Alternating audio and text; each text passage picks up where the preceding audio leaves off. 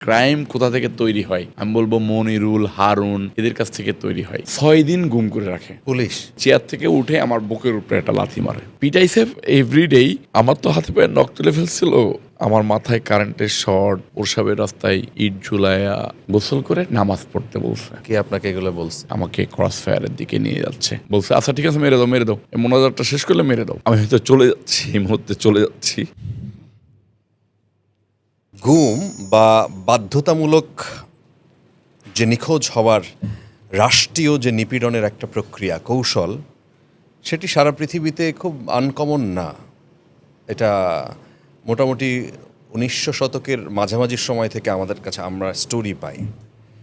বাংলাদেশে 2009 থেকে 2024 এই সময়টাতে প্রচুর মানুষের গুমের অভিযোগ। গুম সংক্রান্ত যে কমিশন বাংলাদেশে এখনও কাজ করছে, তারা দুটো রিপোর্ট দিয়েছে। তাদের কাছে তারা 1800-র বেশি অভিযোগ পেয়েছে, তারা 1700-র বেশি তারা যাচাই বাছাই করেছে এবং সত্যতা পেয়েছে। তার মধ্যে এখন পর্যন্ত তাদের হিসেবে প্রায় 350-র বেশি মানুষ ফেরে নাই। এটা বাংলাদেশের রিয়েলিটি। আমরা আজকেও একজন গেস্ট পেয়েছি, রবিউল ইসলাম নয়ন। তিনি রাজনীতির সাথে যুক্ত, তার জীবনেও এরকম ঘটনা আছে। আমরা একটু অভিজ্ঞতা শেয়ার করতে চাই। কেমন আছেন? শুকরিয়া আল্লাহর কাছে, আলহামদুলিল্লাহ। কেউ কেউ বলেন যে কারো কারোর সাথে যখন কথা হয়, কেউ কেউ বলেন যে ভাই এটা হচ্ছে বোনাস লাইফ, এরকম মনে হয়? আমার বোনাস লাইফটা পার হয়েছে 6-7 বার। 6-7 বার? 6-7 বার বোনাস লাইফ। আপনি বলতে পারেন যে এটা আল্লাহ পাক রব্বুল আলামিনের মিরাক্কেল খেলা। আপনি যদি ছোট থাকতে খেলা, ক্রিকেট খেলাধুলা করে থাকেন, তাহলে দেখবেন যে আপনি যদি বড় ভাই হয়ে থাকেন ওই পাড়ার, আপনি 7 বার আউট হওয়ার পরেও আপনাকে ব্যাট করার সুযোগ দিয়েছে। আল্লাহ আমাকে 3-4 বার গুম, 2-3 বার গুলি হওয়ার পরেও আমি বেঁচে আছি। তার মানে আমি বলবো যে আল্লাহ পাকের মিরাক্কেল খেলা এবং 6-7 বার বোনাস লাইফ। প্রথম ঘটনা যদি আমাদের সাথে শেয়ার করেন, কখন এই ধরনের গুমের শিকার হলেন? দেখেন, আমি অনেক ছোটো থেকেই রাজনীতি করি। আমি যখন ক্লাস 8-এ পড়ি তখন আমি ইউনিয়নের ভিতরে ওয়ার্ড ছাত্র দলের সাধারণ সম্পাদক হই। সেটা হই আমার অ্যাক্টিভিটিস ছোটো থেকেই, যেহেতু আমার পরিবারটা বিএনপি করে, আমার ফ্যামিলির সবাই মানে পলিটিক্যালি খুবই অ্যাক্টিভ। এই কারণে ছোটো থাকতে আমরা সন্ধ্যার পরে মিছিল দিতাম, ধানের শীষের মিছিল। সন্ধ্যার পরে মিছিল হওয়ার পরে চকলেট পেতাম। আচ্ছা। তো একদম ছোটো থেকেই এরকম করেই শুরু। আমি 2012 সালে প্রেস ক্লাবের সামনে থেকে অ্যারেস্ট হই, যেটা বাংলাদেশ প্রতিদিন সহ কয়েকটা পত্রিকাতে নিউজ হয়, যেটাতে শত শত পুলিশ আমাকে টেনে হেঁচড়ে নিয়ে যাচ্ছে। সেটা ইলিয়াস ভাইয়ের গুমের প্রতিবাদে মেবি প্রেস ক্লাবের সামনে একটা মানববন্ধন হচ্ছিল। শহীদুদ্দিন চৌধুরী অ্যানি ভাই তখন ছাত্র বিষয়ক সম্পাদক। অ্যানি ভাইরা চলে আসার পরপরই ওই দিকে একটা ব্যানার টানা স্থানে একটা গ্যাঞ্জাম হয়ে যায়। সেই গ্যাঞ্জামে আমি খুব ভালোভাবে দলের পক্ষে ভূমিকা রাখি, পুলিশের সাথে ব্যাপক আকারে বাকবিতণ্ডা হয়। সেখান থেকে আমাকে অ্যারেস্ট করে নিয়ে যাওয়া হয়। ওইখানকার এসি ছিল শিবলি নুমান, পুলিশের এক কুখ্যাত মাফিয়া শিবলি নুমান। সে আমাকে শাহবাগ থানায় ধরে নিয়ে যেয়ে এরকম নখগুলো রাখার পরে ওই যে পুলিশের যে লাঠি, এই লাঠি দিয়ে নখগুলাকে প্রচণ্ড পরিমাণে টর্চার করে, থেতলে দেয়। তো সেই পর্যায়ে আমি জেলে যাই। জেলে যাওয়ার পরে জেল থেকে বের হয়ে আসি, ঠিক রীতিমতো আমি আমার মতো করে আন্দোলন সংগ্রাম করি। আমি সবসময় নিজেকে চৌকসতার পরিচয় দিয়েই চলার চেষ্টা করি। সবসময় চিন্তা করছি যে আমার মাঠে থাকতে হবে, পুলিশকে এড়িয়ে থাকতে হবে, গ্রেপ্তার হওয়া যাবে না। আমি যদি গ্রেপ্তার হয়ে যাই তাহলে তো আর আমি কাজ করতে পারবো না। গ্রেপ্তার কোনো ক্রেডিটের ব্যাপার না, আমার কাছে মনে হয় যে গ্রেপ্তার কোনো ক্রেডিটের ব্যাপার না। সালের নির্বাচনের আগে পরে আমার ভূমিকা যতটুকু থাকে, যেটা রাখার দরকার ছিল, আমি সেটা খুব ভালোভাবেই রাখি। রাখার পরে 2014 সালে আমাকে কাঁঠালবাগান থেকে গ্রেপ্তার করে। কাঁঠালবাগান থেকে গ্রেপ্তার করে, আপনারা দেখছেন মিডিয়াতে, তৎকালীন ডিবির মুখপাত্র ছিল মনিরুল। ক্রাইম, মানে আপনি যদি বলতে পারেন যে ক্রাইম কোথা থেকে তৈরি হয়, আমি বলবো মনিরুল, হারুন, এদের কাছ থেকে তৈরি হয়। তো সে মনিরুল আমাকে নিয়ে সাংবাদিক সম্মেলন করছিল যে কাঁঠাল বাগানে আমি নাকি বোমা ছুটতে গিয়ে আমাকে অ্যারেস্ট করছে। তখন আমাকে ধরার পরে 6 দিন গুম করে রাখে, একদম 6 দিন। পুলিশ, ডিবি পুলিশ, কোনো ট্রেস থাকে না। আমাকে নিয়ে যায় সাভারে নিয়ে গিয়ে আমাকে প্রথমে বলে গোসল করার জন্য। মানে এই 6 দিনের ভিতরে তো যা হইছে। না, নিয়ে যায় কিভাবে? নর্মালি যেভাবে অ্যারেস্ট করে নিয়ে যায় এভাবে? না না না না না 6 দিন পরে নিয়ে যাচ্ছে। 6 দিনের ভিতরে তো আমার কোনো ট্রেস নাই, কারো কাছেই কোনো ট্রেস নাই। বিএনপির তৎকালীন যুগ্ম মহাসচিব, এখন সিনিয়র যুগ্ম মহাসচিব রুহুল কবির রিজভী ভাই সাংবাদিক সম্মেলন করে 6 দিন পরে যে তাকে পাওয়া যাচ্ছে না। রিজভী ভাই আমার জন্য কয়েকবার সাংবাদিক সম্মেলন করছে যে রবিউল ইসলাম নয়নকে পাওয়া যাচ্ছে না। নিয়ে যায় হলো, আমাকে তো ধরে নিয়ে যাওয়ার পরে একটা হল রুমে নিয়ে যাই। হল রুমে নেওয়ার পরে ফুটবল খেলে। ফুটবলের টিম প্র্যাকটিস হয় না, যেরকম টিম প্র্যাকটিসটা হয়। না, আপনাকে যে নিয়ে যায় স্বাভাবিক যেভাবে অ্যারেস্ট করে নিয়ে যায় পুলিশ সেইভাবে না না না তাইলে এই ঘটনাগুলো একটু আমাকে যখন নিয়ে যাই তখন ধরেই চোখ বেঁধে ফেলে একটা হাইএক্স নোয়া গাড়ির ভিতরে ঢুকাই। নোয়া গাড়ির ভিতরে ঢুকানোর পরে আমাকে কোনো একটা হল রুমে নিয়ে যায় চোখ বাঁধা অবস্থায়। হল রুমে নিয়ে যাওয়ার থেকে নামানোর পর আপনি বোঝেন যে আপনি একটা হল রুমে আমাকে খোলা না, নামানোর পরে যেখানে নিয়ে যাই এরকম একটা হল রুম, সেখানে নিয়ে আমার চোখ খুলে দেয়। আচ্ছা, দরজা লাগানো থাকে, চোখ খুলে দেয়। চোখ খুলে দেওয়ার পরে আমরা যেরকম চেয়ারে বসে আছি ঠিক একই রকম করে পুলিশের কর্মকর্তারা চেয়ারে বসে থাকে। আমাকে মাঝখানে আনার পরে এই ঠিক একইভাবে, যেমন আপনার এখানে আসার পর আমার কাছে মনে হয়েছে যে আমি কি নতুন করে রিমান্ডে আসছি কিনা, মানে অন্ধকার এরকম একটা প্রেক্ষাপটই। তো ওইখানে প্রথম চান্সেই আপনার বলা হয় যে তুই তো পুলিশ খুন করছিস, বাংলা মোটরের পুলিশ মার্ডার কথা বলে। তা আমি বলছি না, আমি তো পুলিশ মার্ডার করি নাই। বলার পরে আমার এই চেয়ার থেকে উঠে আমার বুকের উপরে একটা লাথি মারে। লাথি মারলে তো আমি পড়ি না, পাশে আরেকজনের কাছে যাই। এই লাথিটা মারে আমাকে তৎকালীন রমনা জোনের ডিসি ছিল মারুফ নাম, প্রথম লাথিটা মারে মারুফ। মারার পর আমি পড়ি না, আরেকজনের কাছে চলে যাই। যাওয়ার পরে সে আমার মাজায় লাথি মারে, বুট অবস্থায় ওই চেয়ারে বসা অবস্থায় মাজায় লাথি মারে। লাথি মারার পরে আমি আবার সামনে আসি, আরেকজন আবার লাথি মারে।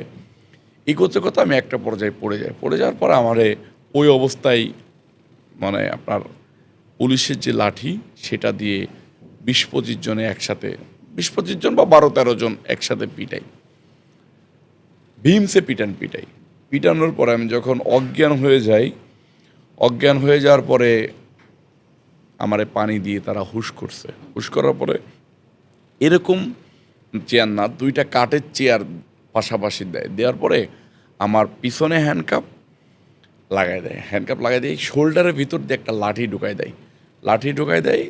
দেওয়ার পরে ওইটাই চেয়ারের উপরেই রেখে দেয় আর কি। 2টা লাঠিটা আমার শোল্ডারের ভিতর দিয়ে 2টা চেয়ারের মাঝখানে যে জায়গাটা থাকে, চেয়ারটা এটার উপরে তো চেয়ারের জায়গা থাকে, ওই দিকে ঢুকাই দিলে আপনার পাটা সামনে চলে যায় আর মাথাটা নিচের দিকে চলে যায় আর কি। চলে গেলে ওরা আমার পায়ে প্রচুর পরিমাণে আঘাত করে আর নাক দিয়ে তখন ব্লিডিং হয়ে যায়। কারণ যখন মাথাটা নিচেই চলে যাচ্ছে তখন তো আপনার পুরো রক্তটাই মাথায় মুখে চলে যাচ্ছে, তখন নাক দিয়ে মুখ দিয়ে ব্লিডিং হয় আর পায়ে একাধারে টর্চার করতে থাকে। সেটা বলে প্রথম দিনই যে আমি বাংলা মোটরে পুলিশ মার্ডার করছি, সেই মার্ডার মামলায় আমাকে সহযোগিতা করছে মারুফ কামাল খান সোহেলের মাধ্যম দিয়ে বেগম খালেদা জিয়া এবং রকিবুল ইসলাম বকুলের মধ্য দিয়ে বিএনপির ভারপ্রাপ্ত চেয়ারম্যান জনাব তারেক রহমান সাহেব। তখন উনি সিনিয়র ভাইস চেয়ারম্যান ছিল। তো আমি তো না স্বীকার, আমি তো জানিই না আমি এটা কেন করব। আমার সাথে আরও 2টা ছোটো ভাইকে ধরে, অনুপ এবং জুবায়ের, তাদেরকেও একইভাবে টর্চার করে। তো তাদেরকে দেখাইছে আমার সহযোগী, যে কারণে আমাকেই প্রথম হিটটা করে আমার কাছ থেকে 164টা নিতে চায় আর কি। যখন রাজি হয় নাই, ঠিক 6 দিন একইভাবে অনার্গল টর্চার চলতেছে। ওই একই জায়গায় ছিলেন? না, তাহলে আপনাকে নিয়ে একটা রুমের ভিতরে রাখে, যেখানে আর কেউ অন্য কোনো আসামিকে রাখা হয় নাই।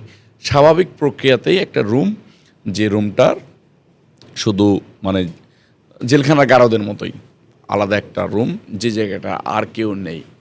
এইভাবে 6 দিন রাখে। 6 দিন পরে আমাকে খাবার দাবার ওরা একটা প্লাস্টিকের প্লেটে করে এনে দিত, আপনার কিছু সবজি দিত, 1 পিস মাছ দিত, ভাজি মাছ দিত, আর পানি দিত।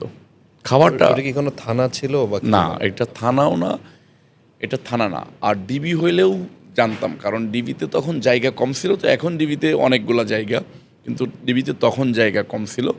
ডিবিতে তো আমি অনেকবার জেল খাটছি, অনেকবার অ্যারেস্ট হয়েছি। ডিবির রুমগুলা ছিল না। এটা হয়তো বা ওরা অন্য কোথাও নিয়ে রাখছে আর কি, যেখানে হয়তো বা ওদের অন্য কোনো জায়গা আছে। সেই জায়গাটার ব্যাপার আমি অ্যাকচুয়ালি জানি না যে জায়গাটা কোথায়। এই খাবারটা তারা স্বাভাবিকভাবেই দিত, ওই ট্রামে আমাকে স্বাভাবিকভাবেই খাবারটা দিত। ওইখান থেকে নিয়ে আসতো, নিয়ে আসার পরে টর্চার করতো, টর্চার করে আবার ওই জায়গায় নিয়ে রাখতো, আবার এনে টর্চার করতো। আমার কাছ থেকে জাস্ট ওই 14 সালে ওদের টেন্ডেন্সি ছিল যে বাংলা মোটরের পুলিশ মার্ডার মামলায় অ্যারেস্ট করবে, 164 করাবে আর কি। এটা তো মানে দীর্ঘদিনের ঘটনা মানে 6 দিন আমি গুম রয়েছি। 6 দিন তো কম সময় না। আর 6 দিন প্রতিটা মিনিটই আমার কাছে খুবই অনেক সময় মনে হয়েছে। 6 দিন পরে আমাকে এনে কলাবাগান থানায় দেয়। না, ওই সময় একদিনের কথা বললেন ওইভাবে পিটাইছে? হ্যাঁ, এটা তো একদিন পিটাইছে। এরপরে নিয়ে গেছে, না পিটাইছে এভরিডেই। এর ভিতরে শুধু এই 6 দিনের ভিতরে একদিন আমাকে নিয়ে গিয়েছে সাভারে নিয়ে গিয়েছে। আমার কাছে এটা মনে হয়েছে যে সাভার শহর থেকে, মানে সাভারের যে মেন রাস্তা, এটা থেকে অনেক ভিতরে, ওইখানে নিয়ে যাওয়ার পরে। চোখ খোলা ছিল আপনার? না, তাহলে তখন আমার চোখ বন্ধ, চোখ বাঁধা, হ্যান্ডকাপ পরা। কিন্তু সাভার শহরের থেকে যখন লোকালয়ে নিয়ে যাচ্ছে, তখন তো আমি গাড়ির শব্দ শুনতে পাচ্ছি। সাভার, আপনি মেন রাস্তায় থাকলে গাড়ির একটা শব্দ, আপনি মেন রাস্তার থেকে বাহিরে চলে গেলে আপনার গভীর রাত বা রাত হইলে, যতটুকুই রাত হোক না কেন, আমি অ্যাকচুয়ালি জানি না কোন রাত্রে ছিল সেটা। ওই আমাকে নিয়ে যাওয়ার আগের দিন থেকে আমাকে চোখ বেঁধে রাখছিল, পুরোপুরি চোখ বেঁধে রাখছিল, যে কারণে আমি ওটা বলতে পারতেছি না যে ওটা গভীর রাত ছিল না সন্ধ্যা রাত ছিল। তো আমাকে যখন বের করে, তখন তো আমি বুঝতেছি যে আমাকে রাস্তায় বের করছে। আমাকে যখন নিয়ে গেছে, একবার যখন বলছে যে স্যার মানে গাবতলী ব্রিজ পার হয়েছি, তখন আমি মনে হয়েছে যে আমাকে সাভারের রাস্তায় নিয়ে গেছে। যখন রাস্তা থেকে ভিতরে ঢুকাই ফেলাইছে, মানে একদম চিপা রাস্তা দিয়ে ভিতরে ঢুকাই ফেলাইছে, তখন আমার কাছে মনে হয়েছে যে ভিতরে কোথাও নিয়ে যাচ্ছে। এরকম কি মনে হচ্ছে যে ক্রস ফায়ার দিতে পারে বা কি? হ্যাঁ, এটা তো আমি বুঝতেছি যে আমাকে ক্রস ফায়ারের দিকে নিয়ে যাচ্ছে। আমি কালিমা পড়তেছি, আমি আল্লাহর উপরে আসলে আমি তো আপনাকে প্রথমেই বলছি যে আমার পুরো পরিবারটা একদম আপাদমস্তক বিএনপি করে। আর আমি ছোট থেকেই একজন লোকের শিক্ষা পেয়েছি, উনি আমার বড় ভাই রকিবুল ইসলাম বকুল, বিএনপি ছাত্র বিষয়ক সম্পাদক। উনি আমাকে জিয়া পরিবারের প্রতি কিভাবে কমিটমেন্ট রক্ষা করতে হবে সেটা শিখিয়েছেন। আমার কাছে মনে হয়েছে যে আমাকে মেরে ফেললেও আমার দ্বারা জিয়া পরিবারের এগেনস্টে কোনো 164 করানো সম্ভব না, কোনো প্রক্রিয়াতেই সম্ভব না। এই যে 6 দিন, এই 6 দিনের ভিতরে কিন্তু আমার নখ উপড়ে ফেলেছে। হ্যাঁ, এই 6 দিনের ভিতরে কিন্তু আমার নখ উপড়ে ফেলেছে। কিভাবে? প্লাস দিয়ে টেনে উঠাইছে। মনে করেন আপনি যখন জিজ্ঞেস করতেছেন, আপনি আমার কাছে জিজ্ঞেস করতেছেন, আমি আপনাকে বলতেছি না, আপনি যেটা চাচ্ছেন আমি সেটা হয়তো বলতেছি না, বা আমি জানিই তো না। তো তখন আপনি একটা প্লাস আছে যেটা আপনার এইখানে চাপ দিলে এই যে নখের দুইটা সাইড, এই দুইটা সাইডে ঢুকে যাবে। ঢুকে যাওয়ার পরে চাপ দিলে আস্তে করে এই পাশ থেকে খোলাটা উঠাই নিয়ে নখটা উঠাই নিয়ে চলে আসবে। চলে আসার পরে এখানে একটা প্লাস দিয়ে চাপ দেয়, মানে ওই যে কাটা ঘা, এই যে আপনি কাঁচা নখ উঠাই ফেললেন, এইটার পর একটা প্লাস দিয়ে চাপ দেবে। চাপ দিয়ে বলবে যে বলো বলো, না বললে কিন্তু মেরে ফেলবো। এইভাবে করে এই 6 দিন গেছে। আমি জাস্ট আপনাকে ক্রস ফায়ারের ব্যাপারটা বলতেছি। 6 দিন পরে যখন 6 দিন পরে যখন আমাকে নিয়ে গেল একটা প্রজেক্টের ভিতরে ঢুকালো, ঢুকে আমার চোখ খুলে দিল। প্রজেক্টের ভিতরে ঢুকে গেটটা লাগাই দিল। গেটটা হাউজিং প্রজেক্ট মেবি ওইটা মানে যখন বলছে সাভার, তখন আমি ওই এলাকা পরে পরিদর্শন করতে গেছি, ঘুরতে গেছি, দেখছি যে অনেক কাশ ফুল টুল আর কি। প্রজেক্টের ভিতরে নিয়ে দেওয়ার পরে আপনার স্বাভাবিকভাবে যে গেট, নর্মাল গেট, ওরকম গেট, তো এখান থেকে অনেক দূর হাঁটায় নিয়ে গেছে। গেটের ঢুকেই হাতের ডাইন পাশে, গেটে ঢুকেই আমার চোখ খুলে ফেলছে। হাতের ডাইন পাশে একটা ঘর, একটা টিনের ঘর, যেখানে একজন দারোয়ান থাকে, মেবি একজন দারোয়ান বা কেয়ারটেকার থাকে। ওইখানে একটা তোয়ালে পরাই দিছে আমাকে গোসল করার জন্য। বলছে গোসল করো। গোসল করে নামাজ পড়তে বলছে। নামাজ পড়ছি। নামাজ পড়ার পরে তারা ওই সময় কি দেখছেন কে আপনাকে এগুলো বলছে? না, ওদের মুখে মাস্ক পরা ছিল। হ্যাঁ, ওদের মুখে মাস্ক পরা ছিল, যারা গেছে তাদের মাস্ক পরা। এমনি কাপড় টাপড় বাঁধা না নাকি? না, ওই যে আপনার যে আমাদের যে নর্মাল যে আমরা মাস্কগুলো পরি, ওই মাস্কটা ডাবল করে পরা। আচ্ছা, এইটুকু ঢাকা? এইটুকু ঢাকা আর ক্যাপ মাথায়। নামাজ পড়তে বলছে। আমাকে যারা ধরছে তাদের ভিতরে কাউকে আমি পাই নাই ওখানে। এটা অন্য আরেকটা গ্রুপ? আর একটা গ্রুপ। তো যখন আপনাকে তো ধরছে পুলিশ? আমাকে ধরছে পুলিশ, ডিবি। আর এরা কারা? পোশাক নাই, কিছু নাই? না, এরা নর্মাল গেঞ্জি পরা, সবারই গেঞ্জি পরা, সবার কাছেই অকি টকি আছে, সবার কাছেই পিস্তল আছে, মাস্ক পরা, ক্যাপ পরা, এতটুকুই। তো গোসল করতে বলছে, গোসল করছি। গোসল করার পরে বলছে যে তুমি না তুই যেভাবে 164 করতে বলতেছি, তুই 164টা করে দে। করে দিলে তুইও বেঁচে যাস, আমরাও বেঁচে যাই। এর ভিতরে আমি সবসময় মোবাইল রাখতাম দুইটা রাখতাম। আমি জানতাম যে আমি অ্যারেস্ট হয়ে যাব মেবি। ছোট একটা মোবাইল আমার সবসময় আমার অ্যাংলেট দিয়ে আমি পায়ের ভিতরে রাখতাম। জুতা টুতা খুলে ফেলতে পারে, আগের তো আমার জেলখানার অভিজ্ঞতা আছে। আমি অ্যাংলেট দিয়ে পায়ের ভিতরে রাখতাম। ওই মোবাইল দিয়ে আমি জেলখানার থেকেই, ওই গারদের ভিতর থেকে বের করে আমার একটা নাম্বার মুখস্থ ছিল একটা বড় ভাইয়ের, ওনাকে ফোন করেছিলাম যে আমি অ্যারেস্ট হয়েছি। এই তো আমার বাইরের থেকে তদবির তাগাদা শুরু হয়ে গেছে। তখন ওরা জানতে পারছে যে এটা তো জেনে গেছে, বাইরে জানে যে নয়ন অ্যারেস্ট হয়েছে, ডিবির কাছে অ্যারেস্ট হয়েছে। তখন ওরা আমাকে বলছে যে ব্যাপক আকারে তদবির আছে, তুই 164টা করে দিলে আমরাও বেঁচে যাই, তুইও বেঁচে যাস। তুই যদি 164 না করিস, আমাদের বাধ্য হয়ে তোকে মেরে ফেলতে হবে, কোনো বই নাই। আমাকে বলছে যে তোর সাথে যারা ছিল তাদেরকে কিন্তু মেরে ফেলছি, এবং রক্তমাখা একটা শার্ট নিয়ে আসছে। আমার তো স্বাভাবিকভাবে তখন মনে হয়েছে যে তাহলে আমার মৃত্যু এখানে হয়তো নির্ধারিত। আমি বলছি যে আপনারা যেটা বলতেছেন এটা তো আসলে আমি করি নাই, আর এটা আমার দ্বারাই বলা সম্ভব না। তখন তারা কি স্বীকারোক্তি চাইছেন? তারা স্বীকারোক্তি চাইছে যে আমি বাংলা মোটরে পুলিশ মার্ডার করছি পেট্রোল বোম দিয়ে। আমি এটা দায় স্বীকার করে নিতে হবে। আমি বেগম খালেদা জিয়ার নির্দেশে করছি, তারেক রহমান সাহেবের নির্দেশে করছি, এবং সেটা সহযোগিতা করছে মারুফ কামাল খান সোহেল এবং রকিবুল ইসলাম বকুল। তারেক রহমান সাহেবের সাথে লিয়াজু মেন্টেন করছে রকিবুল ইসলাম বকুল লন্ডনে সানি ভাইয়ের মাধ্যম দিয়ে, আর মারুফ কামাল খান সোহেলের ভাই সিরু, আমাদের এই বাংলা মোটরের পুলিশ মামলায় সোহেল ভাইয়ের আসামি ভাই সিরুকে আসামি করছে। এদের মাধ্যমে আমি ম্যাডামের কাছে গেছি, ম্যাডাম আমাকে টাকা দিছে, আমি এটা করছি।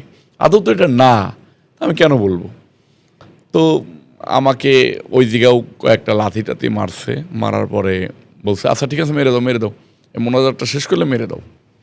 মোনাজাত করতেছি, আল্লাহর কাছে দোয়া করতেছি, এর ভিতরে একটা ফোন আসলো। ওই সময় কি আপনি কনফিডেন্ট মনে মনে যে আমাকে ক্রস ফায়ার? হ্যাঁ, আমি একদম পুরোপুরি প্রিপারেশন নিয়ে নিচ্ছি। আমি শুধু ওই সময় আল্লাহর কাছে দোয়া করছি যে আল্লাহ আমার তো আর কেউ থাকলো না, আমার মাকে তুমি দেখো, ঠিক আছে আল্লাহ তুমি আমার মাকে দেখো। আপনার পরিবারের এই সময় কে কে ছিল? না, তখন তো আমি বিয়ে করি নাই, তখন আমার মা আছে, আমার বাবা আছে, আমার বোন আছে। আমার কাছে মনে হয়েছে যে আমি হয়তো চলে যাচ্ছি, এই মুহূর্তে চলে যাচ্ছি, এই এই দিনটা হয়তো আর আসবে না। তোমার কাছে আল্লাহ আমি আর দোয়াও করতে পারবো না, তুমি আমার মাকে দেখো। তো আল্লাহর কি অশেষ রহমত যে তাদের ফোনে একটা রিংটোন বাজলো, নোকিয়া ফোনের রিংটোন বাজলো, বলল যে টিস্যু দেন। জি স্যার, ঠিক আছে স্যার, ওকে স্যার বলে তারা আমাকে আবার রিটার্ন করায় নিয়ে আসলো। বললো যে তোর হয়তো ভাগ্যে ছিল, বেঁচে আছে, এখন হয়তো তোকে নিয়ে যেতে হবে আর কি। অবস্থার পর চলে আসলাম। ডিবিতে আনার পরে আমার সাথে ছিল, আমার সাথে কলাবাগান থানায়ও কিছু লোক রিমান্ডে ছিল। পরে যখন আমাকে ডিবিতে নিয়ে আসলো, ডিবিতে আনার পরে আমার সহযোদ্ধারা ছিল আব্দুল কাদের ভূঁইয়া জুয়েল, সুলতান সালাউদ্দিন টুকু, শফিল বাড়ি বাবু, এখন মহানগর উত্তর যুবদলের সভাপতি শরীফউদ্দিন তাদের জুয়েল। সাথে আইনে দেখা হলো, মনে হলো যে মানে পৃথিবীতে এটাই মনে হয় শ্রেষ্ঠ দিন যে আমাদের বড় ভাইদের সাথে দেখা হচ্ছে। আমার তো হাতে পায়ে নখ তুলে ফেলছিল, আমার মাথায় কারেন্টের শর্ট দেওয়া, ওই 6 দিনে। এই 6 দিনের ভিতরে কারেন্টের শর্ট দেওয়া, প্রসাবের রাস্তায় ইট ঝুলাইয়া রেখে দিত, একটা হাত এভাবে হ্যান্ডকাপ লাগাইতো অনেক দূরে, মানে 2 নখের উপরে দাঁড়া করাইতো। প্রথমে বলতো যে পা 2 নখের উপরে দাঁড়াও, দাঁড়ানোর পরে ওই মাপে হ্যান্ডকাপটা লাগাইতো। লাগানোর পর আপনি 2 নখের উপরে কতক্ষণ দাঁড়ায় থাকতে পারবেন? তারপরে পা নিচে নামাইতে গেলে তো আপনার হাত হ্যান্ডকাপ লাগানো, আপনি নিচে নামাইতে পারবেন না। ওই অবস্থায় করতো কি, আর এক হ্যান্ডকাপের সাথে আর এক হাতের সাথে আর এক পায়ের হ্যান্ডকাপ লাগাই দিত। তার মানে আপনি উপরে হ্যান্ডকাপ লাগানো আর এক পায়ের উপরে দাঁড়ানো। এরপরে আবার আপনার প্রসাবের রাস্তায় ইট ঝুলাই দিছে। এরকম একটা পরিবেশ নিয়ে যেত। নিয়ে যাওয়ার পরে মানে হাঁটাইতে হাঁটাইতে নিয়ে যেত। যখন গারদে রাখতো তখন এই বাবু ভাইরা আমার হাত পা এগুলো মাসাজ করে দিত আর কি। পুরো পার শরীর তো কালো, মানে টর্চার করতে করতে ব্লিডিং জমে যেত। বাবু ভাইরা গরম পানি দিয়ে আপনার মালিশ করে দিত, আর ইন্ডিয়ান মুভ দিয়ে মালিশ করে দিত। তো একটু স্বাভাবিক হইতাম, হয়তো 2-3 ঘন্টা পর আবার নিয়ে যেত, নিয়ে যেয়ে আবার টর্চার করতো, করে আনার পর আবার হাতাশিং করে নিয়ে আসতো। সেম টাইপের হাতাশিং করে নিয়ে আসতো, মানে 2 হাতের পরে হাতাশিং করে নিয়ে আসতো, আইনে আবার রেখে দিত, আবার টর্চার করতো। হাবিব ভাই, টুকু ভাই, বাবু ভাই, জুয়েল ভাই, এই যে মহানগর উত্তরের শরীফউদ্দিন জুয়েল ভাই, মানে আব্দুল কাদের ভূঁইয়া জুয়েল, শরীফউদ্দিন জুয়েল, ইন্ডিয়া আমাকে পরামর্শ দিত। আমাদের সাথে আরও 2টা ছেলে ছিল, তাদেরকে পরামর্শ দিত। ওদের আমার সহযোদ্ধাদেরকে আবার পাশের গারদে রাখতো, মানে আমার সাথে রিমান্ডে কী কথাবার্তা বলা বলি হয়েছে এটা যাতে ওরা জানতে না পারে, ওর সাথে কী বলা বলি হচ্ছে এটা যাতে আমি জানতে না পারি, এরকম করে নিয়ে দিয়ে যায়। তো ওদেরকেও টর্চার করতো। একটা পর্যায়ে তো ওইবার জেল থেকে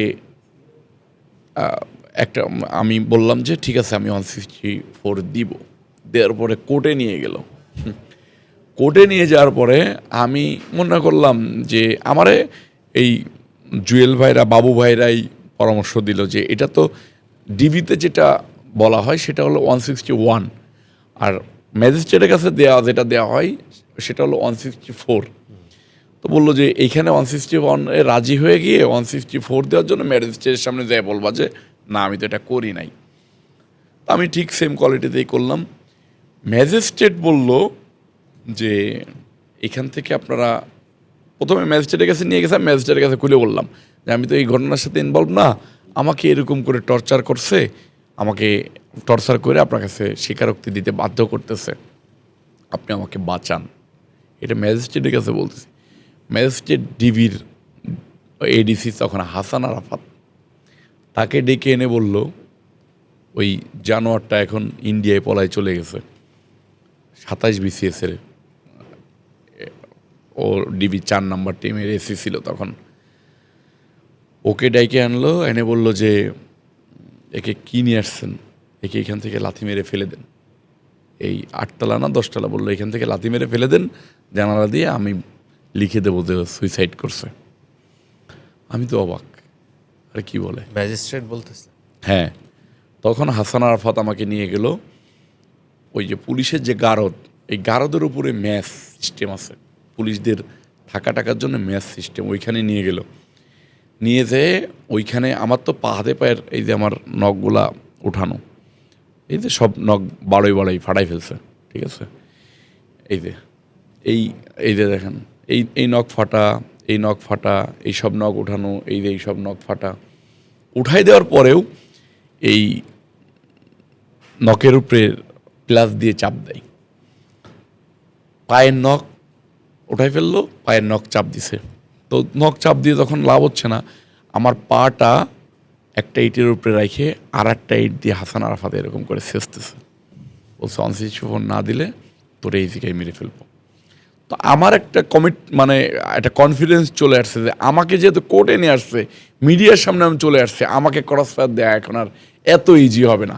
আমার এই কনফিডেন্সের জায়গা থেকে আমি আরও শক্ত অবস্থানে চলে গেলাম। যাওয়ার পরে আমার কাছে একটাই কথা ছিল যে আপনি আমাকে যে কোনোভাবে ফাঁসাই দিতে পারেন, সেটা আপনি আমার কথা বলেন যে আমি করছি, আমি মেনে নেব, কিন্তু আপনি এইখান থেকে খালেদা জিয়া এবং তারেক রহমানের নামটা কেটে দিতে হবে। খালেদা জিয়া আর তারেক রহমান সাহেবের নাম কেটে দিলে আমি যে কোনো কিছু ধরে প্রস্তুত, কিন্তু আপনি এই দুইটা নাম ইনক্লুড করে রাখা অবস্থায় আমাকে দিয়ে কখনোই অনসিক্সেবল করা সম্ভব হবে না। কিন্তু তাদের কথাও যে তারা খালেদা জিয়া তারেক রহমান সাহেবের নামে অনসিক্সেবল নেবেই, আমিও দেব না। টর্চার করলো, টর্চার করার পরে আমি তো 164 করলাম না। ওরা মনে হয় আমার পায়ের থেকেই রক্ত নিয়ে মনে হয় আমার টিপসই নিল, আমার পায়ের থেকেই রক্ত নিয়ে আমার কাছে টিপসই নিল, বা ওই কোর্টের থেকে কোনো প্যাড ট্যাডে আমি তো অজ্ঞান হয়ে গেছি, মানে চোখ খোলার ওই মেসের ওখানে, ম্যাচের ভিতরেই।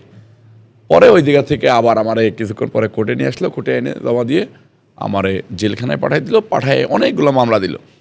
এবার ওইটার পরে হলো ধাপে ধাপে রিমান্ডে এনে আবার ডিবিতে একই রকম করে টর্চার করে। এই নখগুলা যখন দেখছে যে ঘাস শুকাই গেছে, জেলখানায় রয়েছি, ঘাস শুকাই গেছে, তখন হাসান আরাফাত আমার এই নখগুলা টেনে টেনে এরকম মুসরায় ভেঙে ফেলতো।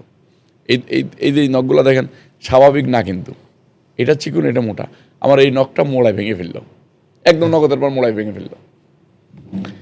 কি একটা যন্ত্রণা। ওইবার জেল কেটে বেরোলাম। তা এই শারীরিক নির্যাতন আপনি এটা সহ্য করছেন কিভাবে? আপনাকে যদি ছেড়ে দিয়ে মারা হয় তাহলে আপনি টর্চার সহ্য করা একটু মুশকিল হয়ে যাবে, আপনি ছোটাছুটি করবেন, দৌড়াদৌড়ি করবেন। কিন্তু আপনাকে যদি বেঁধে মারা হয়, একটা পর্যায়ে আপনার কিছু করার থাকবে না, কিছুই করার থাকবে না। সেভাবেই আর আমি শুধু একটা কমিটমেন্টেই ছিলাম যে আমাকে এই দুইজন লোকের নাম কেটে দিলে আমি হয়তো এত টর্চার সহ্য না করেও নিজের নামে নিয়ে নিব 164। কিন্তু যখন তারা নাম কাটতে চায় নাই, আমিও এটা দিতে চাই নাই, কারণ ওই সময় তারা বলতেছে, আমার সামনেই আলোচনা করতেছে যে 164 নিতে পারলে বেগম জিয়াকে গ্রেপ্তার করবে। 14 সালের নির্বাচনের পর বেগম জিয়াকে পুলিশ মার্ডার মামলায় গ্রেপ্তার করবে। তো সারা বাংলাদেশের মানুষের সামনে দেখাবে বেগম খালেদা জিয়াকে পুলিশ মার্ডার মামলায় গ্রেপ্তার করা হলো। এটাই তো মনে করেন আপসীর নেত্রী, 3 বারের প্রধানমন্ত্রী, তাকে গ্রেপ্তার করা হবে, আমি চিন্তাই করতে পারি নাই।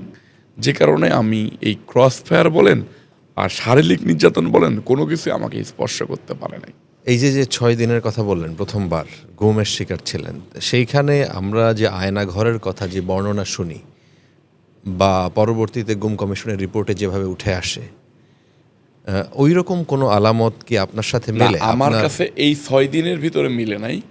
আমি আবারও গুম হয়েছি, যদিও আমাদের বিএনপির যে গুমির লিস্ট আছে এই গুমির লিস্টে আমার নাম আছে কিনা আমি জানি না। তারপর আপনি প্রথমে যখন বললেন যে 1800 গুমির তদন্ত করে দেখছে, আমি তাদের কাছেও কখনো কোনো রিপোর্ট করি নাই। তার মানে আমি হয়তো ওই 1800-র ভিতরে নেই, ওই 1800-র বাহিরে আমি। আমাকে হাইকোর্ট তো বাংলাদেশের সর্বোচ্চ আদালত, এই হাইকোর্ট থেকেও ধরে নিয়ে 4 দিন গুম করে রাখা হয়েছিল।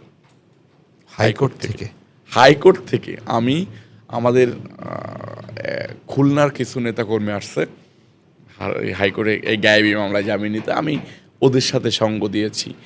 হাইকোর্ট থেকে বের হব, হাইকোর্টের ভিতরে ঢুকে আমাকে তারা গাড়িতে তুলে ফেললো।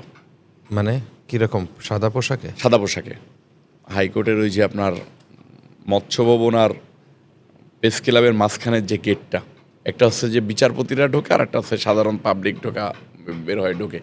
ওই গেট দিয়ে আমি বের হওয়ার আগেই তারা আমাকে ধরে নিয়ে, আমি তো হুন্ডা চালায় আসতেছি, আমি তো বুঝতেছি না, স্বাভাবিকভাবে বোঝার তো উপায় নেই, আমি হুন্ডা চালায় নর্মালি চলে আসতেছি। আমার হুন্ডাটা ব্যারিকেড দিয়ে তারা আমাকে তুলে ফেলে হুন্ডা ওই জায়গায় পড়ে থাকলো। পরবর্তীতে ওই হুন্ডা আমার এক বড় ভাই শাহবাগ থানার থেকে উদ্ধার করছে। আমাকে ওইখান থেকে তুলে নিয়ে সরাসরি মনে করেন একবারে চোখ বেঁধে ফেললো। চোখ বেঁধে যে কোথায় নিয়ে গেল এটা আর জানি না। ওইখানে নিয়ে, এটা কোন সময়ের ঘটনা? এইটা হলো আপনার 17 সালে, মেবি 17 সালে। এর ভিতরে কিন্তু আমি এর আগে আবার অ্যারেস্ট হয়েছি। ওই যে আপনারা আমি প্রথমে 2014 সালের কথা বললাম, 15 সালে আবার আমাকে পুলিশ ধরে নিয়ে গুলি করে আবার জেলে দিয়ে দিল। সেই সময় মনে করেন গুলিবিদ্ধ অবস্থায় আমাকে হসপিটালে ইঞ্জেকশন দিয়ে মেরে ফেলতে গেছে। আপনি যেহেতু গুমের কথা বললেন, আমি 2বার গুমের হিসাবটা করলাম আর কি। এই 17 সাল আর 14 সালের মাঝখানে, আমি 14 সালে জেল থেকে বের হওয়ার পরে 15 সালে আবার আমাকে গ্রেপ্তার করলো এবং গুলি করে গ্রেপ্তার করার পরে ঢাকা মেডিকেলে আমাকে মৃত ভেবে পোস্টমর্টম করতে পাঠাই দিয়েছে। তাই নাকি? হ্যাঁ। মানে ঘটনা কিরকম? মানে সেখানে পুলিশ গুলি করছে আপনাকে? আমাকে পুলিশ ধরে নিয়ে ক্রসফায়ারের উদ্দেশ্যে পুলিশ আমাকে ধরছে স্বাভাবিকভাবে, মগবাজারে মোড়ের থেকে ধরছে, হোটেল ড্রিম স্টার থেকে ধরলো। আমি সকালবেলা নাস্তা খাইতে গেছি, নাস্তা খাইতে গেলে ওইখান থেকে ধরে নিয়ে হোটেল বৈকালিতে গেল। বৈকালিতে নিয়ে যে একটা রুমের ভিতরে ঢোকানোর পরে বলল যে অস্ত্র দে।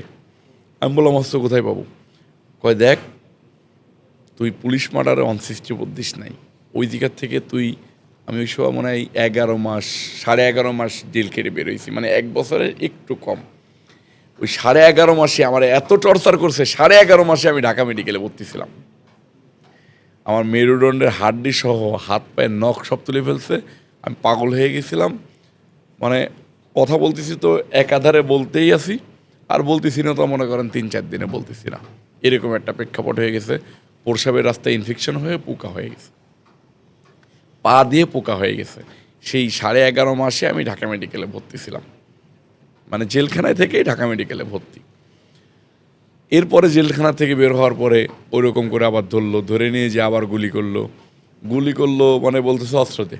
আমি বলছি অস্ত্র পাবো কোথায় বলার সাথে সাথে এই শটগান দিয়ে গুলি করে দিচ্ছে পায়ে, কোথায়? রানে। আচ্ছা। গুলি করে দিলে আমি বললাম আরে ভাই এটা কি করেন? বললো আর 1 রাউন্ড গুলি করলো। এই করতে করতে একাধারে 5 রাউন্ড গুলি করলো। 5 রাউন্ড গুলি করার পরে যেহেতু রানের মাসেলে গুলি করছে, মানে ব্লিডিংটা ওনা মনে করছে যে ব্লিডিংয়ে আমি হয়তো মরে গেছি। পুরো ফ্লোরটা দেখবেন আমার মিডিয়াতে আছে, আমার ফেসবুকে মনে হয় ছাড়া আছে, বা অনেক পোলাপান ছাড়ে। ওই ছবিটা কে তুলছে আমি জানি না, হয়তো বা পরবর্তীতে বা ওদের কাছে কারো কাছ থেকে গেছে। আমি মৃত অবস্থায় পড়ে আছি আর কি, ফ্লোরের সাথে পড়ে আছি, আমার মুখের কাছ দিয়ে রক্ত ভেসে যাচ্ছে, পাশে একটা স্যান্ডেল পড়ে রয়েছে আর কি। ভালো কথা, আমার পোস্টমর্টম করতে নিয়ে যাওয়ার পরে গুম ঘরে রাখার পরে গুম ঘরে মানে ডোম, আচ্ছা, যেখানে যে লাশ কাটে আর কি। তো লাশ কাটার আগে তো হয়তো বা চেক করে বা দেখে একজন চেক করার পরে দেখছে যে আমার পালস চলে।